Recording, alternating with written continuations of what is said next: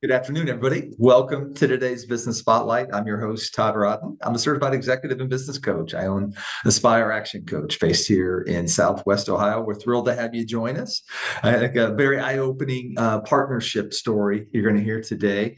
We're thrilled to have Kristin Hutton and Natalie Salyer. They're the co-founders, co-owners of Lytle Grove, which is a branded merchandise and promotional products company here in the region, serving countless clients and their needs as they try to grow as well. So if you're new to the Spotlight series, we're thrilled to have you join us, and we encourage you to hit the subscribe button so you can receive future messages like you're going to hear from Natalie and Kristen today. So without further ado, Kristin Hutton, Natalie Salyer, welcome to the Business Spotlight. We're thrilled to have you. If you could, maybe take a second, introduce yourself, tell us a little bit more about your business, and particularly, how you got started in branded merchandise, and you did something crazy like start your own business. You go first. Sure. So, I'm Kristin Hutton. We started Lytle Grove in 2020, right in the middle of the pandemic. It was a kind of a conversation that I was finishing business school at the time. I had been working full time as an athletic trainer for about 15 years and was in business school, finishing that up at the end of, in June of 2020. Kind of threw it out to Natalie, said, hey, she had been in the industry for a while. I said, I like what you do. Like, would you be interested in doing that? And she kind of laughed at me, and I was like, well, we should probably talk about this later. And so 2 weeks go by, she comes over to my house on the 4th of July and says, hey, you remember that thing that you said 2 weeks ago? And I said, yeah, but maybe let's talk when there isn't alcohol involved and we can kind of suss that out. And so 2 weeks after that, that's during COVID. So yeah, let's be sober when we have this conversation. And 2 weeks later, Lytle was born. So we kind of hit the ground running. Originally, we're doing some e-commerce stuff because, again, it was COVID. So we were just kind of trying to get our feet wet. And then we're approached by a fairly large client, said, hey, we have somebody leaving our staff that does merchandising for our event, and we would like to bring you guys on board to do that. Are you interested? And we said, absolutely, let's do it. So we did that, and here we are 6 years later. It sounds like, Natalie, you already were kind of in the business ahead of that time, right? Yes, I had been in for a few years, and my actual degree in trade is graphic design. So I was already in the world of logos and brands and brand identities, and just loving how to make people feel great about their brand and putting it on things. So ultimately, it was an exciting space, and I talked about it with Christy all the time when we were just friends. And then she talked about exactly what she just said. She's like, hey, what do you think? And I thought, you know what? It's 2020. The world might be ending. Let's do it. So. Well, maybe if you could go deeper, kind of unpack, some of the services and types of products that you provide, and who are like your ideal types of clients. Sure. So we do what it's terrible to say, but anything with a logo. But ultimately, we say anything from car wraps to tumblers to apparel to notebooks, anything you ever see your brand on, whether it's exciting and fresh and you've never seen given out or worn or had out in the atmosphere, or just the normal things you get when you're a new hire. If you get a notepad, you get a bag, you get a polo, and you get a hat, things like that. It's basically anything that helps brand awareness for the company you either own or now work for. And it's basically just anything that shows who you are when you're at work, is I'm representing this person or this business. So it's anything that you ever could possibly need branded. Yeah, my husband likes to say, she can put a logo on anything. And if she can't put a logo on it, she can find somebody else who knows how to do that. Yeah. So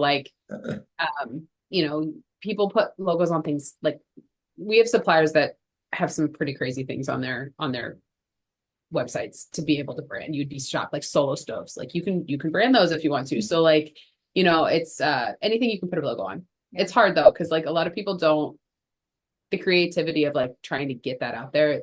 It's almost like analysis paralysis when you say that. They think pens, koozies, Yeah. Like just the stuff you see everywhere, when in reality it can be so much more. It's kind of endless, and to the point where even we were at a trade show and my husband texted me and said, please come back with something wild and crazy that I haven't seen branded before. So like that's our thing now, is our husbands are like, oh man, what's the next thing that they're going to put a brand on for somebody? So it's quite interesting what all could possibly be done.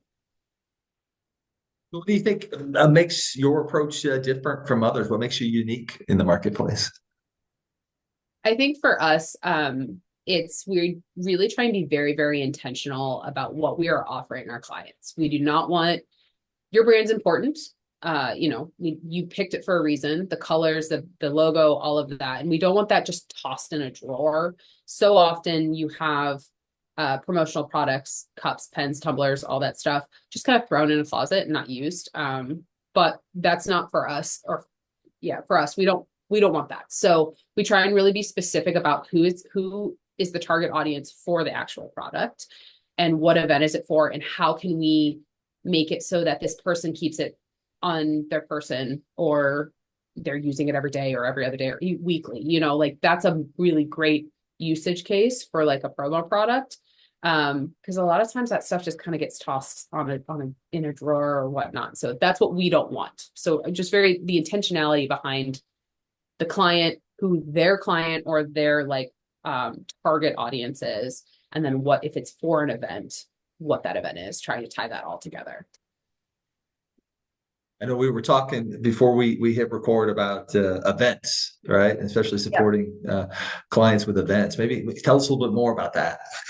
Sure. So we have a lot of experience in the event space, merchandising, making sure that we're staying on current trends, so that people coming to an event go to a merch booth or a souvenir booth, they pick something that's a memory for them. So for us, we're in the business of memories, and creating that tangible piece that you can look back on and say, hey, I remember that time I went to that festival or that event. So we work with a couple events that we do merchandising for. We help supply that for their souvenir booths. But what we also do for some of them is forecasting. And so that they don't have to order these huge bulk, because a lot of times that's what is the name of the game, is you buy these huge bulk things and then you just pray that it all goes away. For some of our events that are on multiple weekends, we can actually order weekly. And so we do the forecasting in a spreadsheet, watching the numbers week over week on how much we're going to reorder, so that at the end of the season, they don't have any inventory left. That's the goal, is you don't want that tax liability. So let us help you not have that. And that comes in with being able to forecast some of that stuff. When it comes on the promo, so that's a lot of apparel we can order weekly. For promo, I try and look year over year what's been ordered, especially if it's something we order every year, because maybe it's a different logo. And then I try and make an educated guess on how many we're going to need without a reorder, so that we can save some money ordering in bulk, but not having to keep that extra inventory as well. So that's a service we've kind of grown into since the beginning of Lytle, being able to help with that inventory management. And then you also help with a franchise. Natalie has a franchisee client who she does a lot of inventory management for their online stores and stuff. Yeah. So specifically for the festivals, where a lot of times people say it's a limited quantity or a limited run. Well, that's the beauty of how we're doing it. It's not a limited run. We're doing it week over week. We're just very intentional on what we're getting and what sizes we're getting, because we're watching what is going and how quickly, and year over year as well, as long as we have that client year over year. So we're just watching from past years to current years and how the trend is going with certain items. But yeah, with the franchisee as well, it's the franchisor, the corporate, and then each franchisee, and then they actually have merch that they sell as well, which is the same exact apparel. So now this apparel is going along technically 3 different styles of websites, and so just keeping inventory and running it as smoothly as possible. So now you're 5 going on 6 years into the business here so far. So good runway already. I'm curious, what have been some of your keys to growth over that time? Certain marketing strategies that have borne the most fruit for you, or other key relationship building techniques? I would definitely say the relationship building. We have a wonderful business coach who has helped us in multiple ways. And one is we are very intentional on clients that we're either going for new clients and or going deeper with others. So sometimes in our industry, since we can offer so much when it comes to corporate apparel and uniforms or the employee appreciation gifts, the client appreciation gifts, et cetera, sometimes we get in the door for one space. Mm-hmm. So like one client we have, we do printing, we do manuals, but then we get a little bit deeper and now we're doing uniforms and now we're doing their collateral for their sales reps. So now we're doing their suitcases and their bags for when they travel and just things like that. So a lot of it, it's both. It's going out and getting new people and meeting new people and networking, but then it's creating those relationships and then building them deeper and going in and being able to do move into the other space of either the apparel or the promotions that we weren't doing initially. Yeah, and I would piggyback off that and just the ability to create the relationships and actually care about our clients and what they want. It's not just promo to us. It's making sure that the client is getting exactly what they need and caring about them too. And what, just building that relationship that way, more so than just the transactional, like buy, sell type of relationship. So any other keys to, I'm always curious when I talk to marketing or promotional businesses, what are the marketing strategies that pay out for them? So you talked about just building relationships, and any other, key kind of marketing strategies? I think one thing too is we've both done it, but Christy's got a really good mind for forecasting, but also just staying up with trends and having new ideas for clients. And so a lot of times we don't wait for them to come to us and say, hey, I need a new order of this, or hey, I'm doing this. She's listening to podcasts constantly about business and how people can grow that are not even in our industry. And so then she'll reach out and say, hey, I just heard this and I immediately thought of you. What do you think about considering doing this? Or like, let's have a meeting to see how we can potentially implement this. And then the next thing you know, they're doing it. And it's just like, whoa, holy cow, our promo girl told us to do this. So that's pretty cool with how Christy's business mind works. Great value add. So appreciate that. So started in the throes of COVID, right? So obviously got right out of the gate some probably unique challenges, but I'm curious, since that time, what's been a past challenge that the two of you had to overcome, and what did you learn from that? Sure. So in 2026. It's hard because it's just turned 2026. So I'm still trying to figure that out. What day is it? What day is it? So it was, I think 2024, we bought a laser engraver. And at the time, like I couldn't find anybody who did low minimum laser engraved pieces. And we did a lot of research around it. And it was the end of the year and we had a little bit of extra money in the budget. And I was like, you know what? Why don't we, I presented it to Natalie. She was like, let's do it. Let's buy a laser engraver and try allowing other people to come through us to use the laser engraver. And we tried that for, was it about a year and a half? Yeah. And it didn't work. So one of the challenges for us was figuring out when to stop and like when to quit. And that was, neither of us are good at quitting. Well, I am nothing but persistent and patient. And this was not something to be persistent and patient with. So that was one of our larger challenges was, trying to figure out a whole new decoration method, but also like, how do you market it? How do you find the clients? How all this stuff. And then it just not working and trying to just move on and pivot fast because that's the name of the game in business. So that was a pretty large challenge that we overcame this last year. So I'm curious, thank you for being open and transparent with that. Right. I'm curious as we look forward, you mentioned, hey, we're in a new year. What's a challenge that you see on the horizon that the two of you are trying to solve? Definitely growth. So it's our 6th year. Natalie and I have been the mainstays throughout those 6 years. We've had, contractors come and go as salespeople. And we would love to, I have this like vision for our company to be a mostly remote. Beauty of what we do is we can do it from anywhere, as long as you have the right people in the right places, things in place.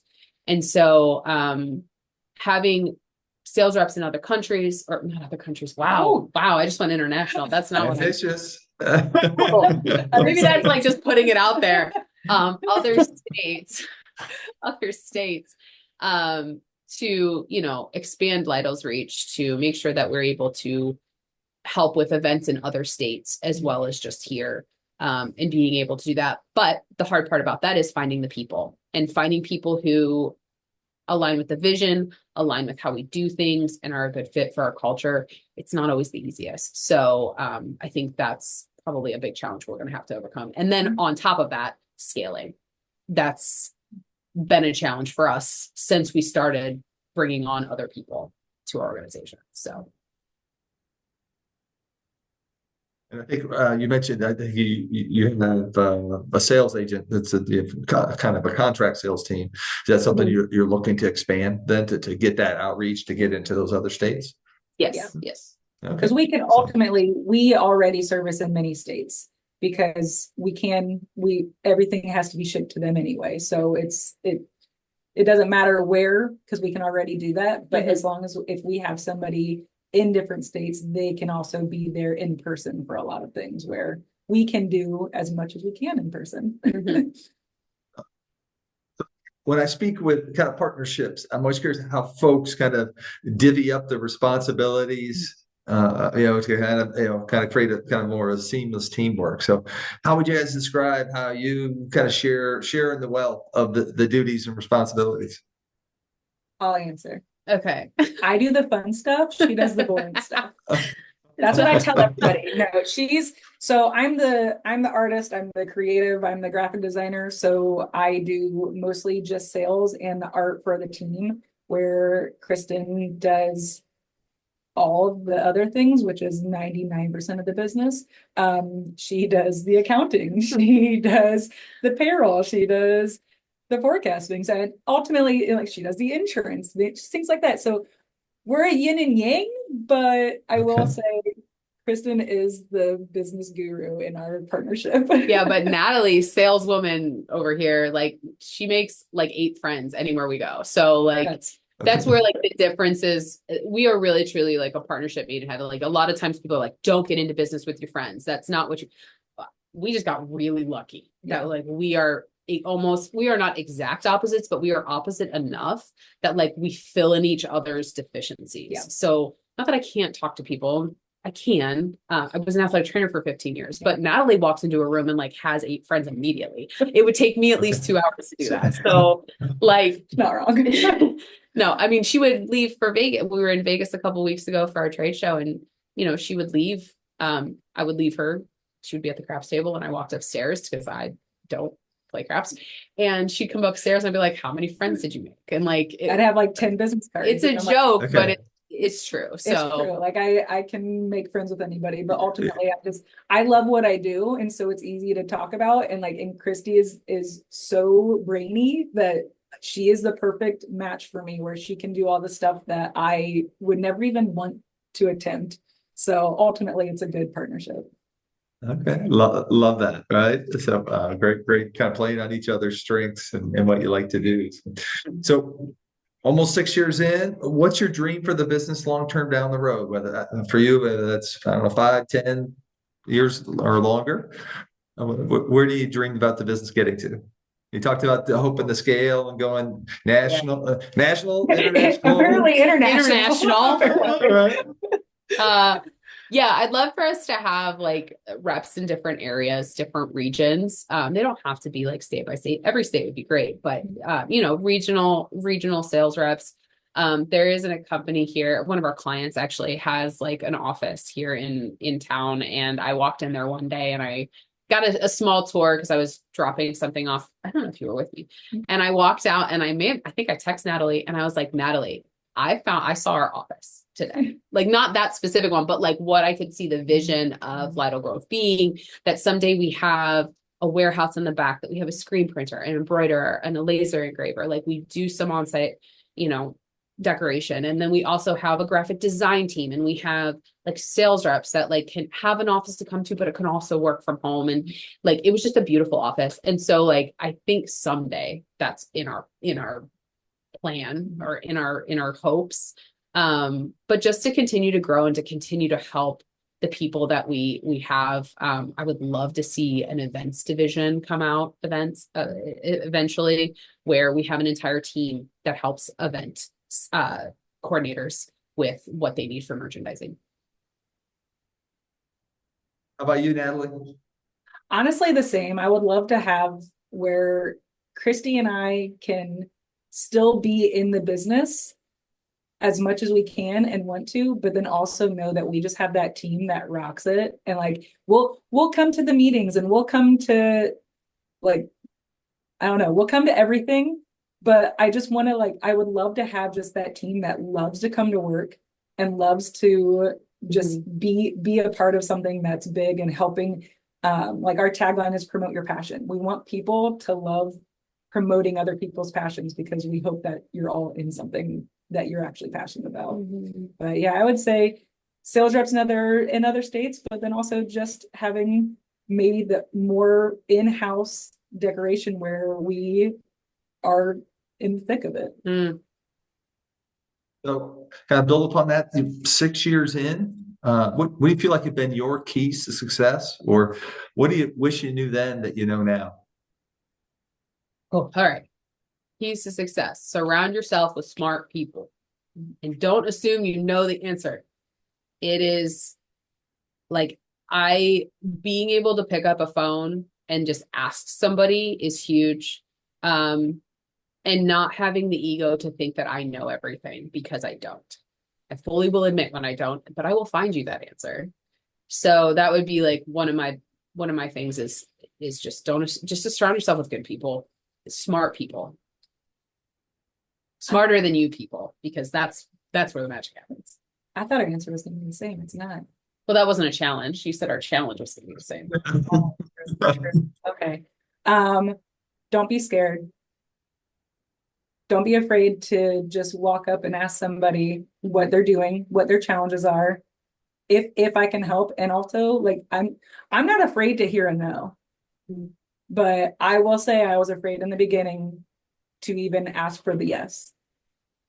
And I think ultimately that I can make friends with anybody and everybody. I think I walk in thinking, oh, I'm just going to be buddy and be myself, crazy Natalie. But then I know what I'm doing. And so ultimately I need to just ask, because I was so afraid to just ask, oh, so what are your challenges, or what how can I help you? And now I just walk in and I'm like, how can I help you? What can I do? Because I want to help you. And if I can't, I'm going to find you someone who can. So ultimately, I think that's my biggest thing, was not to be so scared to just ask the questions. Hey, our time flies in these sessions, these conversations. So much good content to share. So as we wrap up here, what are the best ways for our audience to learn more, to reach out, connect with you and Lytle Grove? Sure. So one of our goals for this year is to be better on social media. So specifically Instagram and LinkedIn. Facebook comes along with it. So they can follow us there. It's just Lytle Grove on Instagram at Lytle Grove. And then also through our website, lytlegrove.com, there is a contact us page. If you fill that information out, it comes to a shared inbox, and one of either us or our other sales rep will get back to you and see how we can help. So encourage folks to reach out and connect. So Natalie, Kristen, as we wrap up, I'm curious, you shared your energy, your passion, your inspiration for the business. Here's, what are you inspired by today? If we'll start with Natalie. Oh man, you're starting with me. Is it cheesy to say Christy? It's cheesy, but no, I'm honored. I really am. I'm inspired by her, and just her and honestly other business people, because this is not easy. at all. I was raised by a business owner. I'm married to a business owner. I'm now a business owner, and it was never something I thought I would do because it seemed too hard. But knowing that I had a partner that would actually do, like I said, the boring stuff, having someone that would actually help inspire me to just do the part that I love, but then also grow into listening and helping with the stuff that I would never want to do. But yeah, I would say Christy and just in general business owners, because ultimately it was never something that I had in my mind I would do. And now I love that I do it. I'm not, I could never go back to anything. So you're stuck with me. Sorry. I could never go You've back. been more. So Christy, your Yeah. thoughts? You don't have to say no. I love that. Man. Talk about throw me for a doozy. I would say just like listening to other really inspiring stories about business owners who either scaled amidst strife or like during difficult times, and just knowing that there is like somebody's been out there done it before, and that it's going to be all right. We're going to figure it out. And just, yeah, listening to other people's stories. Cause I think I'm a story girl. That's what I like. Thank you for sharing. Love the passion and energy. So Kristin Hutton, Natalie Salyer's Lytle Grove, thank you for joining us, sharing your story, your lessons learned today on the Business Spotlight. Thank you. Yeah. To our viewers, we're thrilled to have you join us as well. And if you haven't already, again, I encourage you to hit the subscribe button so you can receive future messages. And of course, hit that like button. That helps us feed the algorithms and get the message out even more broadly. With that, we thank you all and have a terrific day. Thank you.